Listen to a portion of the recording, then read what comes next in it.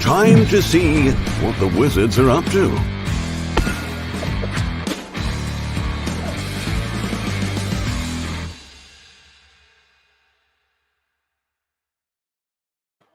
Hey everyone, thanks for joining us. We have, let's see, I'm going to start off with a few various news announcements, things that are happening with us this week. And then we have a special guest today. We actually have Doug Hettrick, the lead designer of KAPOW, joining us. So this is our first time doing a special guest. So we may have technical issues. Stick with us. We'll be able to figure it out. We'll see. Let me just, okay, here's my first slide. So I'm going to disappear now. Bye, Rob. So the first thing I wanted to just mention is that BGG at Home is going on this week. This is Board Game Geek Con. So we loved this show last year. Rob and I went. It was super fun. And do you remember, Rob, what was so fun about it? We actually played games. Yes. So I bring you on so we can talk about how excited it was. So fun. Normally when we do a con, we're just working the whole time. I mean, we try and get a game in here or there, but it's just work. And it's super fun because we get to see all the players and, you know, meet the fans of the games and such. But at BGG Con, we took a little bit of a break. And so I recommend people check out that event when it becomes an in-person event again, because it's so fun. You just play so many games. We do run a Star Realms. We ran a Star Realms tournament, and that was super fun. So we did one night when we were working, but otherwise we were not working a booth. So we were just hanging out, playing games day and night. And we played lots of games of, you know, not our games, all kinds of other games, which was super fun because obviously at normal conventions, we're demoing our own games. So you'll catch Rob and I playing Star Realms on our lunch break because that's what we have out on our table. So this year, because obviously BGG, you know, Con isn't happening, they're running BGG at Home. And so I don't know all the details of this event, but I can share with you what we're doing. I recommend you check out their website. But what we're doing is we're running demos throughout the day, every day. And David Hughes running the demos for us. And if you are interested in coming to those demos, I will post up on our social media the schedule. But I also wanted to encourage you, which I know we've done before, to join our Discord channel. For anyone who's in our Discord channel, you may have noticed that David's already been posting today, hey, I'm about to start a sorcerer demo, come join. So basically you join a voice channel. He'll give you the details on how to actually see the game. So the voice channel will be in our Discord. So if you go to this URL, whitewizardgames.com/Discord, that website will give you an invite to our Discord channel if you're not already a member. And if you go in there, you'll see the invites that he's posting. So I will mention that you will need either Tabletop Simulator or Tabletopia, depending on the game. But I'm just going to say this right out. If you don't know those tools and you're like, oh, I don't know, I never use those, these digital conventions are like the best time because all the publishers have people that are helping them out doing demos. The demo slots generally are full, you know, maybe like 60 to 75% of the time, but a lot of times there's empty slots. Generally, it's very easy going. So you can ask a million questions. They can walk you through getting it set up on Tabletop Simulator or how to use Tabletop. It's a great You can get a lot more one-on-one attention than you would at a regular convention. At a regular convention, it's like sit down, boom, boom, boom, and the demo is like 20 minutes. But in these virtual ones, they really do have, we actually schedule a lot more time because we expect people that come that you will not know how to use Tabletop Simulator and that you will not know how to use Tabletopia. So on the schedule, we schedule about double the amount of time of a regular demo. So one, if you want to see the games, great. And two, if you just want to get a feel for those tools, this is a really good opportunity. And David's just hanging out there like, hey, I'm starting to run this demo. So please, you know, join him in one of the demos this week. See what you think of it. He's demoing Sorcerer, Hero Realms, and KAPOW there, and it's going to be super fun. And then he will also, I'll just mention that he's going to be doing some streaming this week, probably later in the week on our Twitch channel of some of these demos. And we also do live streaming on this channel. So if you aren't subscribed, I definitely recommend you check out our Twitch channel and join us. There's a couple things that just a quick reminder that, oh, this says Friday. I'm sorry, this is old, but these are usually on Monday nights at 7. So there was one last night for Epic where, let me pull this down. On Monday nights at 7 p.m., Rob. Last night you could have played Rob, Darwin, and CJ. Yeah, we were all on, three people. and John Tetian, our the reigning epic champion, was there as He well. was there. So if you want, I mean, not to intimidate you, but yeah, it's free and it's draft, so you don't have to prepare a deck ahead of time. And if you win your game, you play 3 rounds, and each round that you win a foil card. So and it doesn't cost anything to play. So if you want to check it out, just go into Epic.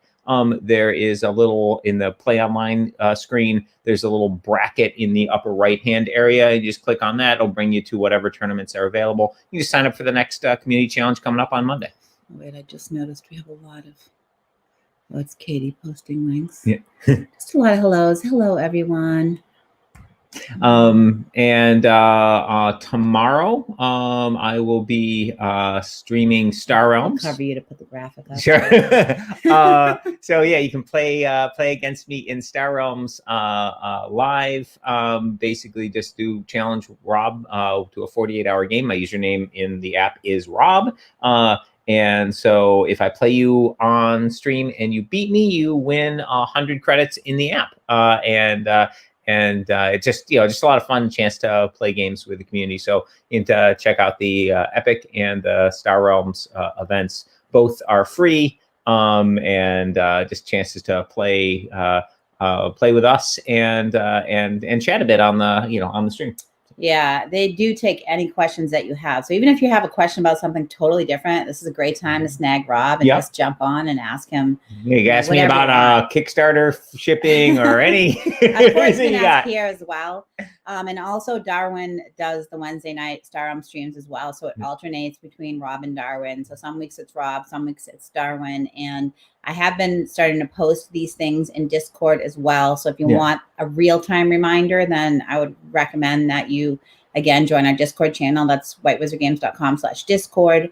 We'll get you to that invite. And there I post a little quick, hey, reminder, this thing's happening. So so that, if you're like me and you're really busy, you might forget. And so I just try to remind people.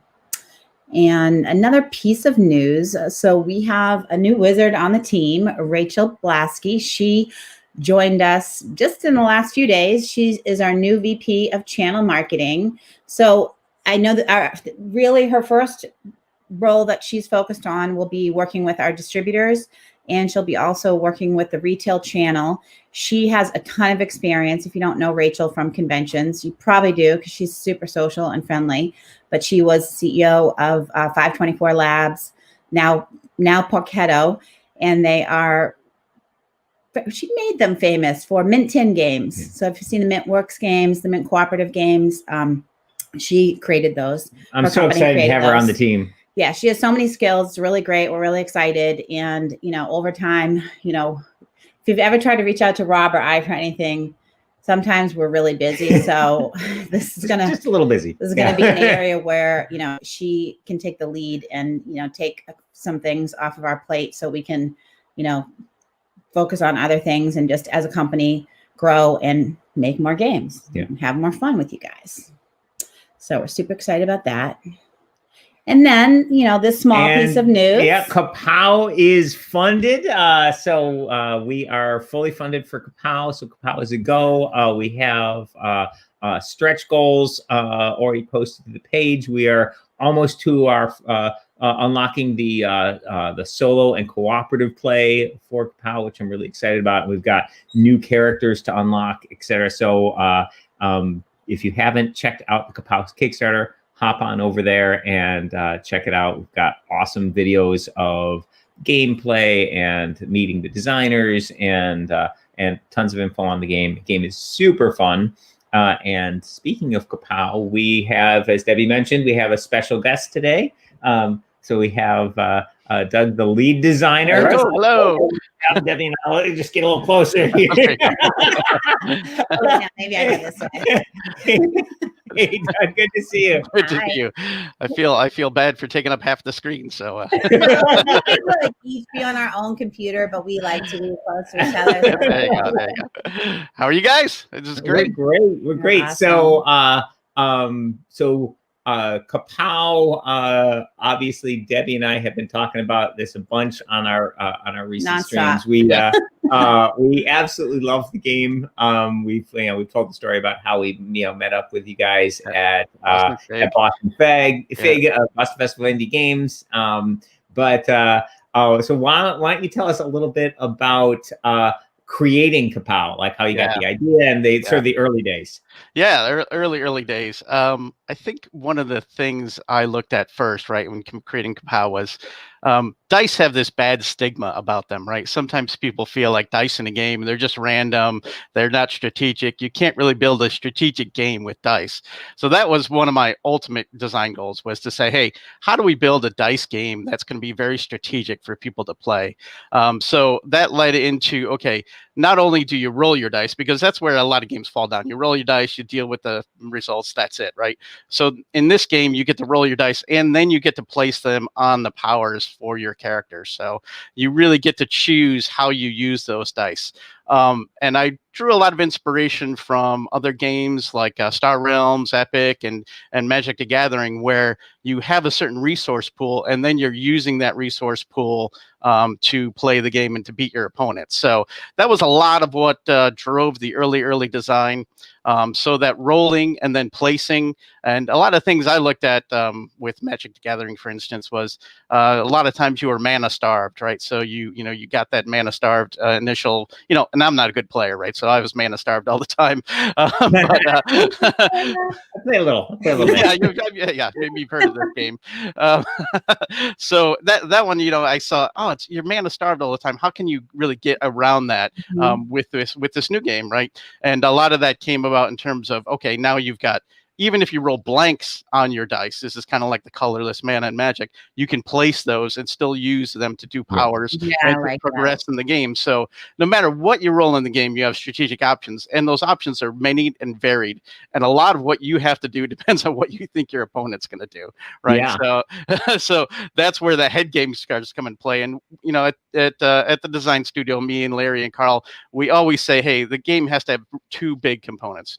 One is strategic play for yourself, and then there's strategic play against your opponent, right? So those are the two things we really wanted to emphasize in this game, which is, hey, I'm going to solve my own puzzle, right? But then that puzzle has to go up against my opponent, and how they solve their puzzle is, and how I solve my puzzle is going to be the interaction in the game. So we got to have that interaction.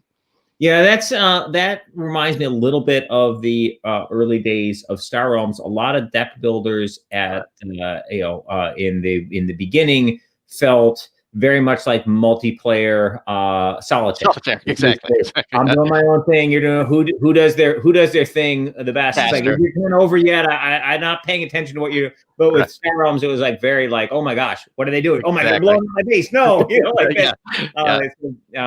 that interactivity is super important. And one of the things I really love about KAPOW is how easy it is and how satisfying it feels to fill in those to activate those powers. It's just something about like just filling in like those dice on the symbol right on the board, activating those powers. It just feels really satisfying, and it's super intuitive. Like, people pick it up so fast when they play. We spent a ton of time with first-time players, right? We wanted that first-time play experience to be spot on, right? That you could look at the board, you can intuit what you had to do, and then you knew, oh, if I put these dice here, I'm going to hit the guy across the table right in the face for 2 points of damage, right? And that, as soon as people do that and they slug somebody across the table, they're like, this is the best, this is great, right? And then they're in, and then from there, there's just levels and levels and levels of strategy on top of that, right? With the characters, with the buildable dice, right? We just added layers and layers and layers on top of that experience, so you really have a great time in terms of, okay, I get it really early, and I have a great 10-minute session, a lot of fun. Then when you and the person you're playing against, your partner, get to that next level, it becomes more strategic, and pretty soon, you're playing these epic battles back and forth between one another. So it has that nice ladder, has that great great color, and who doesn't like superheroes and supervillains? And who doesn't like rolling a bunch of dice? Yeah, exactly. Yes, yeah. But later in the game, right, when you're rolling 10 dice, you really feel powerful, right? You feel that power in your hands. So that's always great as well. And I think Deb, you said you were the villain most of the time. Is that true? I prefer the villains as well. So bad guy. Yeah. I think someone asked on the earlier call, right, in terms of what was your favorite superhero, supervillain. So I'll go on the record. I think spoiler alert's my favorite. So so if you're looking for the designer's favorite player, that spoiler alert. Yeah, he's got a tough dice combination, but when you do it, it's great. It's so satisfying when you use his lock-in ability and turn on a power permanently. It's super fun. You lock in a 3 attack, and that's it. Did you have a chance to catch Tom Vassel's gameplay? Yes. Spoiler alert. He was hilarious. Cracking up. He kept yelling out "spoiler alert" for I know. It was awesome. Movies while he was playing. At first, I was like, "What is he doing?" And then I was like, "Oh, spoiler alert!" Like I was like, "Why is he shouting out random things?" I was yelling at the screen too because, like, early on in that game, he was getting different dice faces, not the ones he needed to lock in. And I'm like, "Tom, you're doing it wrong." And like round 2, he like figured it out. He's like, "Wait a minute, I need these faces." Right? You see that light bulb go on in his face, and he's like, "Oh, I gotta get him." And then around 3 or 4, around 4 or 5, he locked in. And I was like, "Yeah." That was fun. Yeah. The thing about watching people play is it's almost always super close at the end. So you just don't know who's going to win. So I like that too. Yeah. Carl, Larry, and I mean, God, we've spent, years play testing all of the different superheroes and supervillains. And usually our battles always come down to, within 1 or 2 points at the end. Right. And we spent a lot of time balancing those characters so that you can play anyone against anyone. I know one of the FAQs I saw on the Kickstarter was, hey, can you play heroes against hero and villain against villain? Absolutely. We've played everyone against everyone, right? It's not just heroes and villains, right? Sometimes we say, hey, the villains, are fighting amongst each other.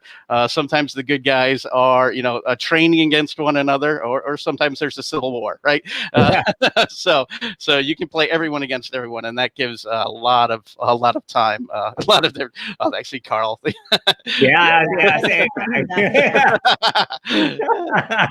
Tough enough, really good as well. Putting in a vote for toughness. Yeah. Oh man.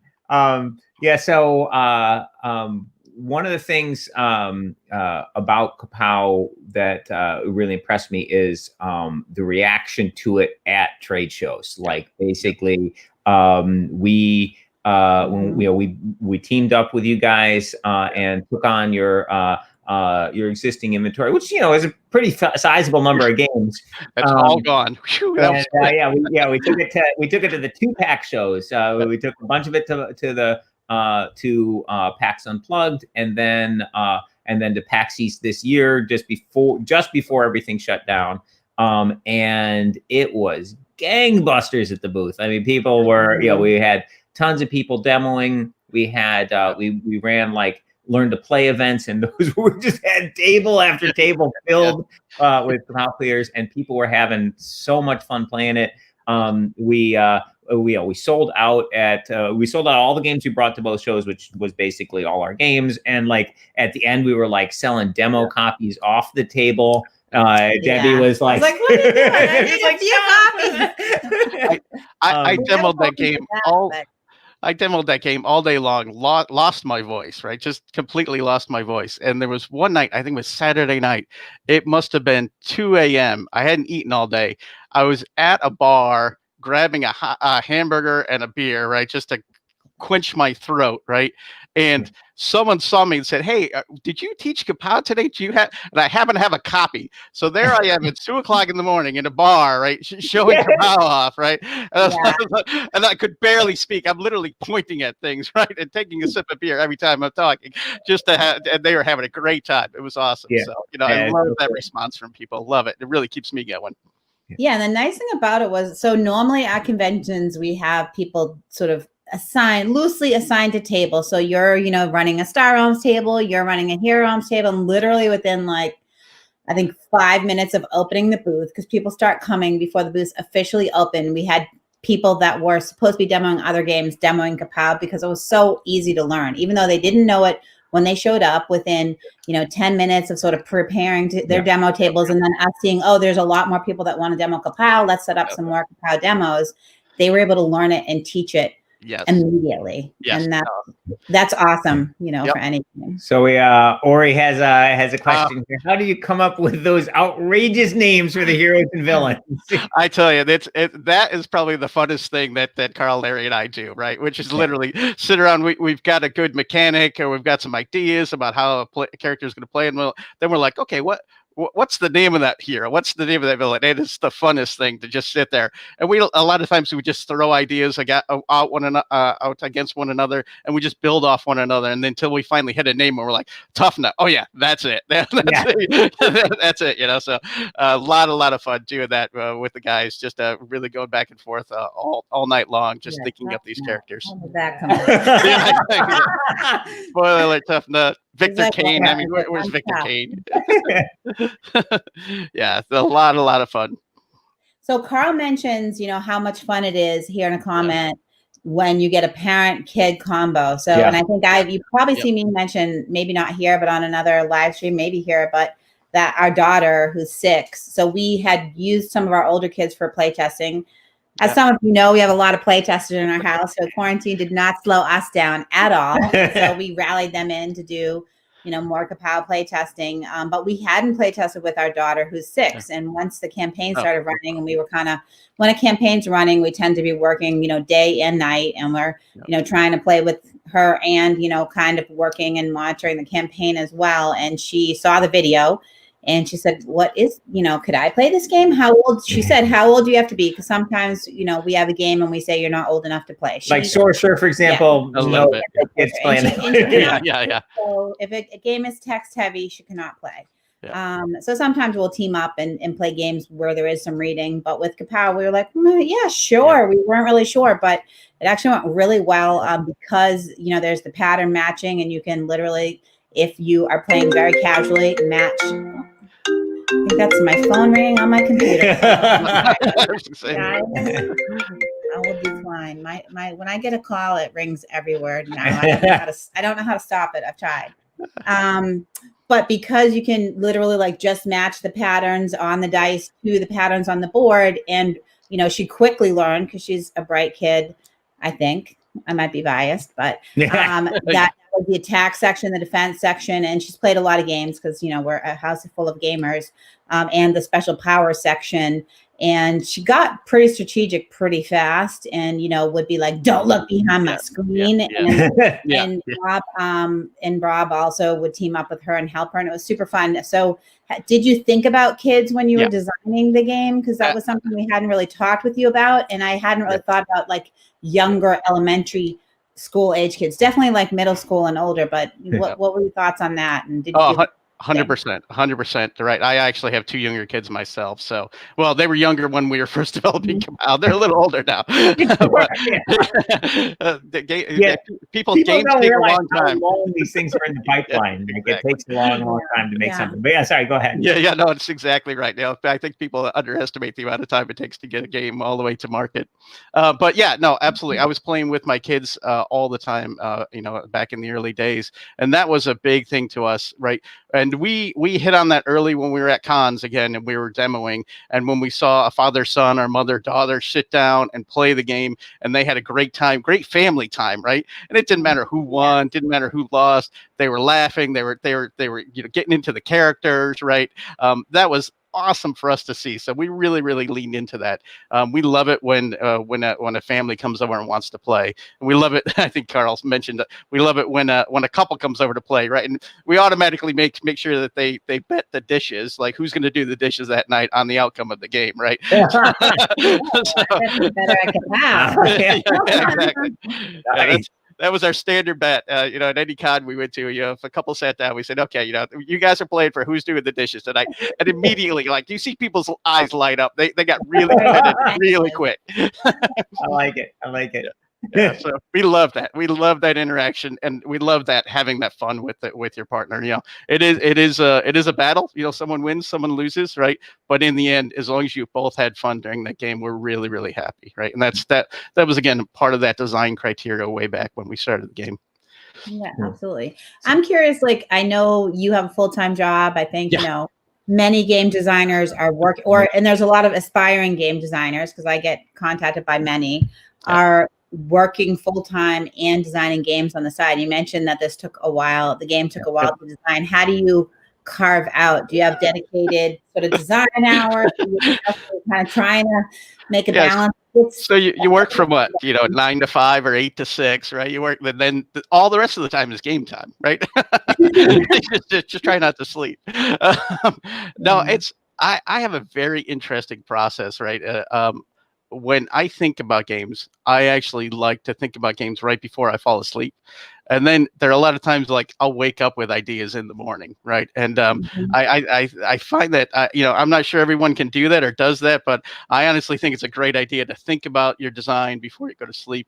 Let your brain think about it overnight, and then when you wake up in the morning, maybe that's where Tough Nut came from. I don't know, who knows? Right? But when you wake up in the morning and you've got those great ideas, and then it's immediately act on them, right? Get them written down, get your idea written down, because I don't know how many times I've thought, oh, I'll remember that. And then, of course, the day starts, your work starts, you get into your normal job, and you're like, what? I had an idea. I can't remember what it was. So certainly keeping good notes. What a lot of what we do, Carl, Larry, and I do is we have a shared Google document, right? Especially if you're working with others, right? And it's, Google documents are accessible, anywhere you are on any device. So anytime we have ideas or thoughts, we're throwing it in that document, constantly building on that document, helping us organize, the characters and how they're going to play. So, those are just some tips that I have, but literally it's sort of the rest of your job, right? Is to design games at any time and any time. You're standing in line at a store. Well, we used to be, but you're just, always constantly thinking about how to design games and what's great about them. So a lot of fun, a lot of work, and just caution that it does take a long time, right? You can have the greatest idea, the greatest game idea. It's just going to take a long time to get it polished, to build a prototype, and to get it out there and play test it, and then get it to the point where a publisher is going to be interested in it. So it does take time, but you got to stick with it, right? You just got to keep going. So, and with a lot of games, you can get a prototype that's pretty good.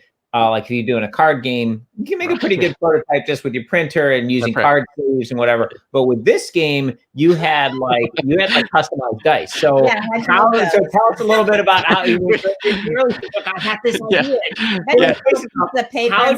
How did you play test that in the early days? So and actually the first iterations didn't have the customizable dice, right? And the game didn't work. And this is about sort of that you have a good idea, you start working on it, and you need it to get better over time. So the first iterations did not have the buildable dice. You were able to gather more dice into your pool, so you had that kind of progression in your dice pool, but we didn't actually have the buildable dice. And then there was one day I saw Rattlebones. Rattlebones, one of the first games, or I think the first, right, to have those customizable dice, right? And I looked and I said, oh my goodness, right? There's an idea that needs to see more light, right? This is a great idea, and this is going to work perfectly for KAPOW. And the stickers. So Carl's absolutely right. So we actually got some of those Rattlebone dice, and we printed stickers up and put them on the sides and built our own customizable dice, right? Out of from scratch. It was not easy. It was not fun. I think, Carl still has the scars, I think, mentally. But we knew we were on the right track when we started playing with those dice. We said, oh my, here's now that game has just gone to the next level, right? So we added those customizable dice. Not too long after that, we added the superheroes and supervillains at their own powers, right? So we just kept adding these layers and layers of strategic play to the game, and it just kept getting better and better and better. And we were super happy with it. So it's a lot of hard work, but it was worth it. It was worth it. Yes. Oh, Carl says we had entire days dedicated to Yes. sticker and diet. Absolutely. That's how it goes. I had a lot of sleeping in my time. Card sleeping. We do a lot of that. We were at the Boardroom, which is a local game store here in Connecticut, in Middletown, Connecticut. Really great guys over there, and we literally took up a huge section of tables. We had all the plastic dice unstickered, and we're sitting there stickering things and putting them all together, right? And they're feeding us coffee, so it was a good time. Yeah. Yeah, and some like with some of our games, like Hero Realms, we're working on a digital version of that, and some of the stuff that we want to have in the digital, I have to test in physical first, and then you have all these weird things that hoops you have to jump to be like, oh, the computer's going to be handling this, but in this physical version, I'm playtesting here. I have to use a bunch of dice or whatever. Something like the process of making your dice components with stickers. I feel your pain. Exactly. And I'll tell you, like these tools nowadays, right, with Tabletop Simulator, so good. it's so great. And I know Carl's testing out some new games, virtually with COVID going on. These are great platforms to get in there, test your games, play your games. It's great. KAPOW is up there now, and I'll be around playing those games as well on the BGG con. So it won't be like facing Rob and Epic, right? But facing me and KAPOW is a little easier. I tend to lose at my own games, so. People get a chance to beat down the designer. Absolutely. Yeah. Unfortunately, you won't be the first. I tend to lose a lot. There's people who are much better at my game than I am, which I'm happy. Yeah, happy for. Happens to some of us. Oh yeah. I just want to pause for a minute and let people in the audience know if you have questions for Doug or the Two-Ton Porcupine team.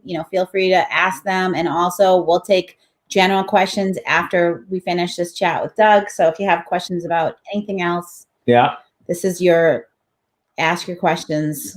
Oh, and suggestion. I want to point out that Peter Schultz, the designer of Sorcerer, commented a little while ago that he's demoed to kids in like a grandpa kid combo who were totally fine with it. I will say in Europe, when we're demoing in Germany, the horror theme does not seem to raise any eyebrows with the kids. Yeah. And we're like, oh, this isn't like not really a quick game. I'm like, it's fine. They had a great time. So. Yeah, it's all good. And Peter's doing awesome work on the KAPOW, on this Sorcerer stuff for the last Kickstarter we did for Sorcerer. All kinds of cool stuff going on behind the scenes. So we'll have an update on that soon. I feel their pain, right? Here for a follow-on. Yeah. Well, we're gonna wait till he finishes that design work he's working on. Incentive, Peter. If you want to talk about it. Take your time, Peter. Do it right. Don't listen to him. Awesome. Really oh no, every character I've played in Sorcerer has been great, and I feel his pain because I know it's got to be a lot of work behind the scenes to get those all to work. Well. So you had how I know there's this you guys self-published how initially, and now you're working with us.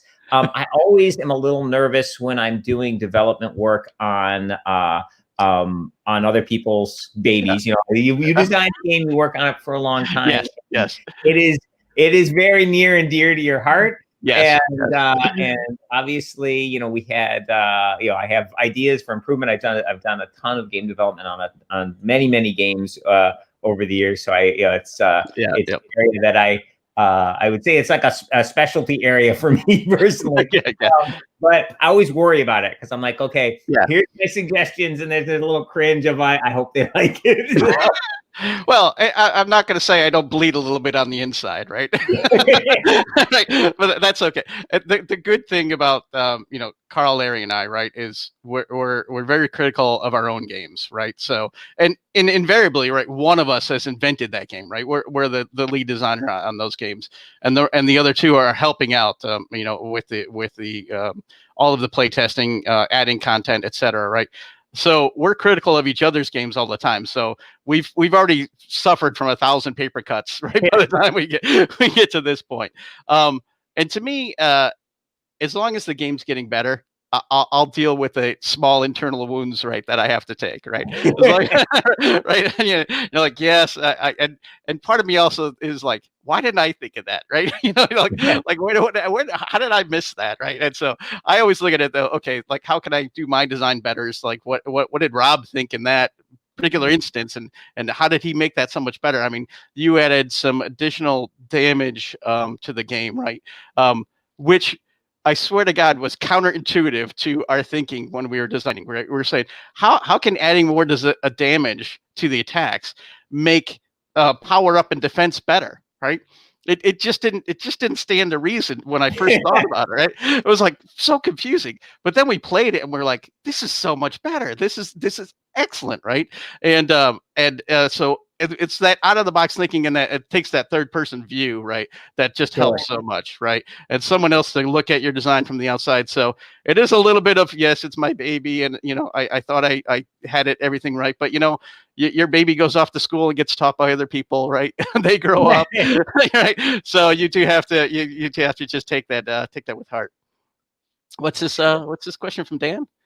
What was that? Does Doug still play the original version? Oh, I've converted all over to the new version, the updated version. Yeah, just like I said, Rob's tweaks to the game have been phenomenal. I think they've taken the game to another level, and I'm super happy with the new version. So, and to be clear, these are little tweaks. Oh, they're small. They're small. Yeah. Basically, that if you showed a new player one game and the other game, right, and you were asking which one they played, they'd have, like they wouldn't know. Like basically from a new player experience, the game hasn't changed at all. These are like just little balance tweaks to try and make it so someone who's really advanced and knows, like at this point, Doug knows this game in his sleep backwards, forwards. So for someone who really knows the game, trying to make those initial choices a little more interesting, a little more exciting, having cool, even more cool options with a bad roll, like just little tweaks. When you're as close to the game as a designer is, those little tweaks can feel big, but in reality, it's the change from Doug's Carl and Larry's original version is very minor. I like Dan's icon there. That's nice. Yeah, Dan. So I've completely converted over to the new version, and like Rob says, it's again, new players won't even be able to tell the difference. But if you've played it for a while, I think these are strategic improvements you're really, really going to like. And I'm guessing by your icon, you might have been one of our earlier backers. So absolutely, this new game is just going to be great. You're gonna love these changes, these small changes, and it's gonna be a lot more play. Plus the new heroes and villains, right? Again, we stretched our mind and how we can stretch the game in new and unique and interesting ways, and that's always been it's a lot of fun. Again, to name them and to play them and to balance them was a little bit of a pain, but all balanced, all ready to go, and we're really, really proud of the new characters in the game.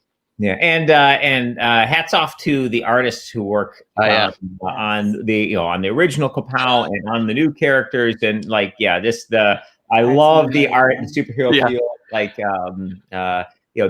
Keith, the original artist, he did a cover for the KAPOW base set, and one of the covers. I think here's the new cover battle scene.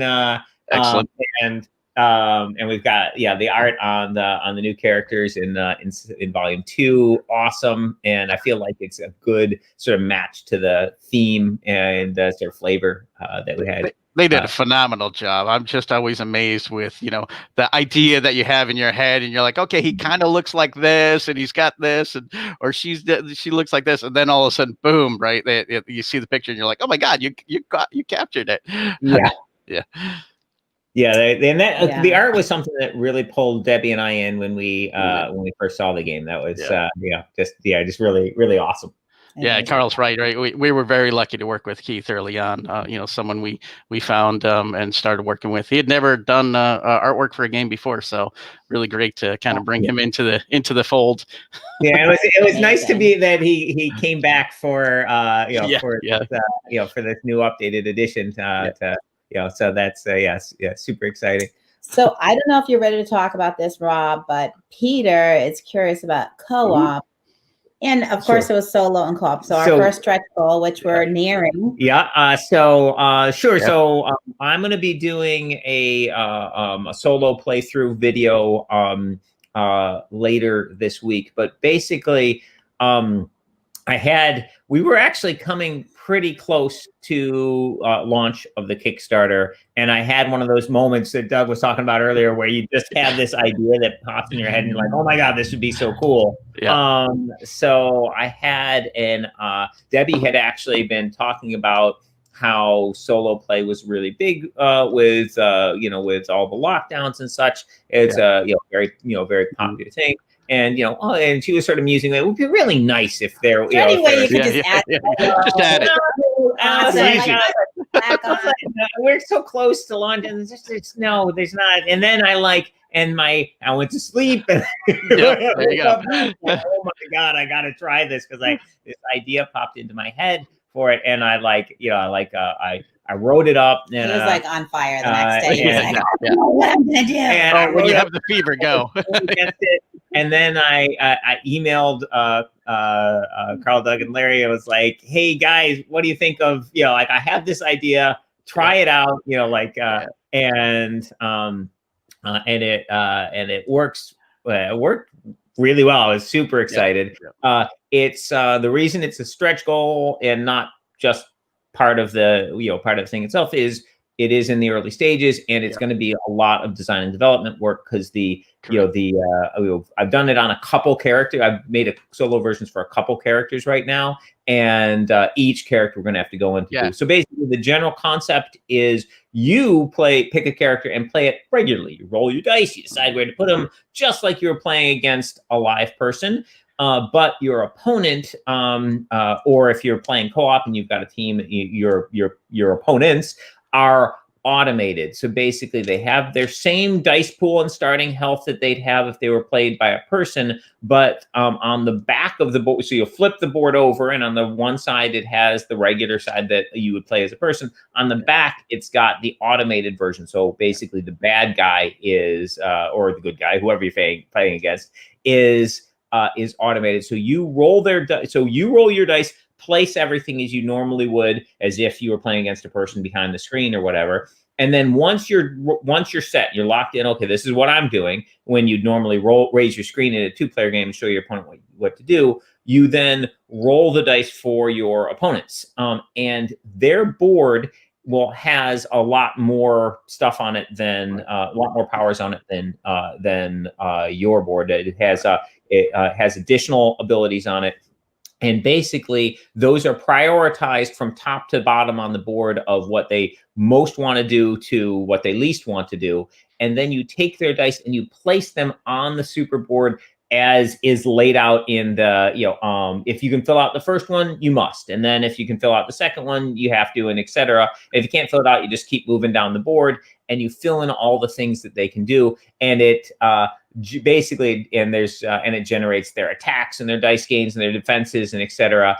And it plays really smooth. Yep.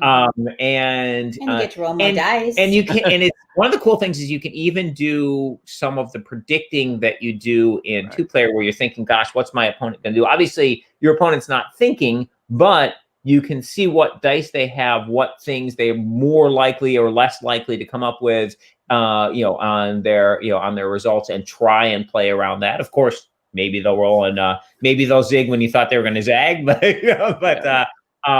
so like I said, we're going to have we're getting components ready to do a playthrough video so people can see how that works. But I'm super excited about that. Adding that additional play mode in there. What Rob, when you mentioned it, right? We were like, yeah, that's great. It's going to be awesome. Then when you said we're going to do it for every single character, I was like, what? I was blown away. Right? Like, so now we've got co-op and solo mode for every single character in the game. I'm like, that's crazy. That's going to be so great. I was like, I don't want this to just be like a couple challenge. No. I not like this to be all in. Like if your primary play is solo, that this is so basically you can do every Requests. single matchup, in the game. So basically, obviously, from a design perspective, we're going to be spending a lot of time going through and making those solo versions of the characters. The good news is their dice don't change, their starting health doesn't change, and their general style of play is something that you're trying to emulate, and then you just have to make tweaks to make it such that that their play style comes through in this solo mode. So but yeah, we're on the doorstep of getting that unlocked. So that's basically a sure thing, given that so we've so we're gonna be doing a bunch of work making that awesome for everybody. And Rob, spoiler alert's going to still have the ability to lock in an ability, right? Oh, yes. Let's just be clear, right? Spoiler try to do. Yeah, actually, spoiler was the first.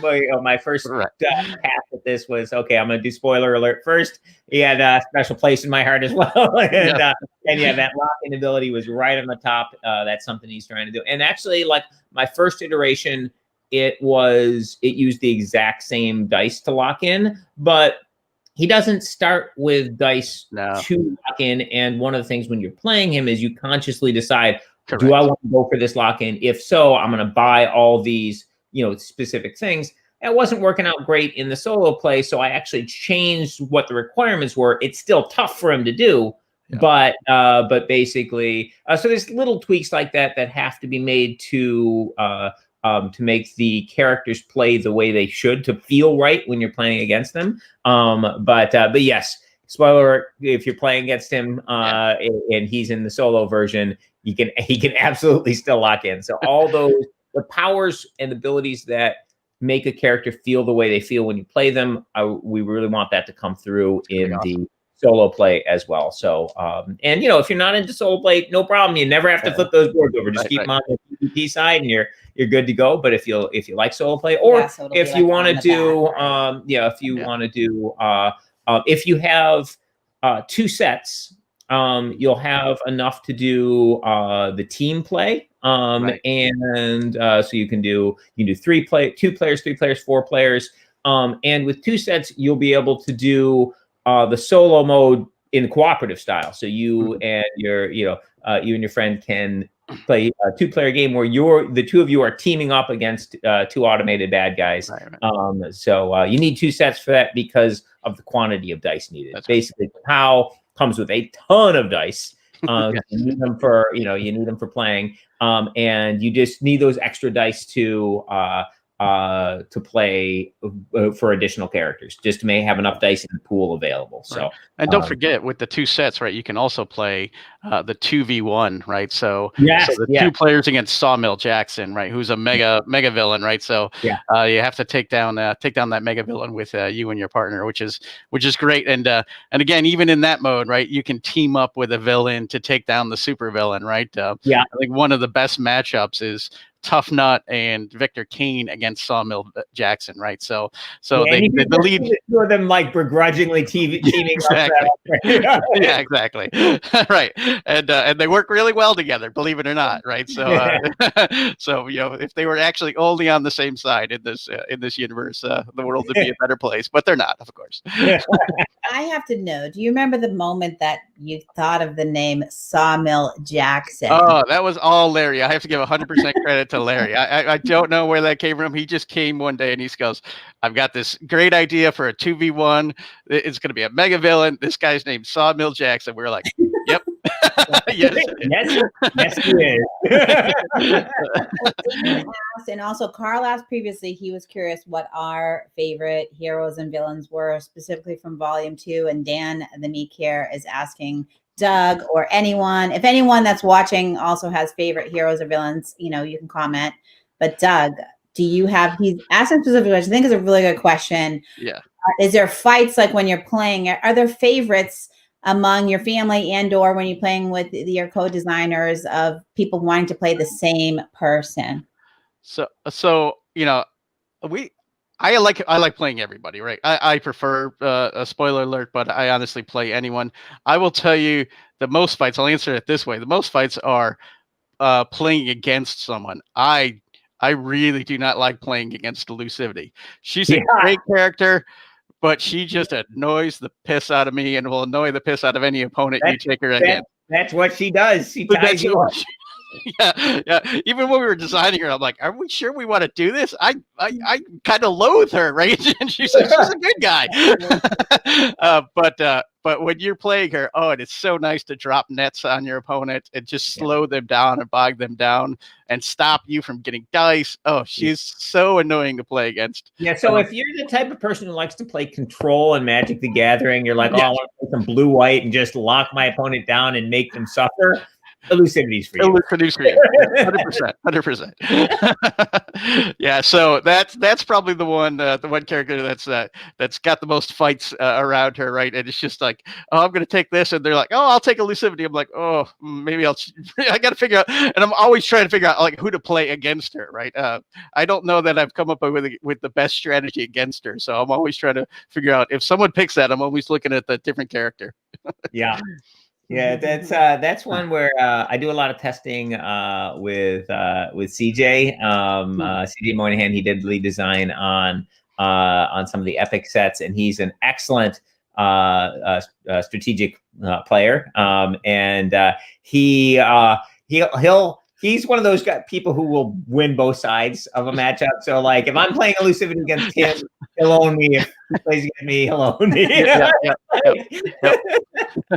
That's Larry does that to me all the time too. That's what I said. He's better. He's so good at this game, and I'm like, well, maybe it's imbalanced. Then we switch, and he beats me the other way around. I'm like, okay, maybe it's not imbalanced. Yeah, no, maybe they're imbalanced. Yeah, exactly right. Oh, it's awesome. Well, I think we're probably should wrap up Okay. soon. Well, Doug, thank you so much for thank you, and thank you for designing KAPOW. Having it. All the blood, sweat, and tears. I'm happy to be at this point. So thank you very much for having me today. Okay, what's great. that? Anything else you want to add? Oh, no, just thank you. Thank you to all the backers. I'm really looking forward to having this second volume out so that we can all play against each other. And you know, I hope this COVID thing goes away and we can all be back at the cons, and I'll see you there, and you can take me on anytime with any player, even Elusivity. Yeah. I'll even allow it. Awesome. Yeah, and also big shout out to Larry and Carl, the co-designers. Just awesome team you guys have. Thank you very much. All right, thanks everyone for joining. For everyone who's back, we really appreciate it, and we'll see you next Tuesday. Yep, see you then. Bye-bye.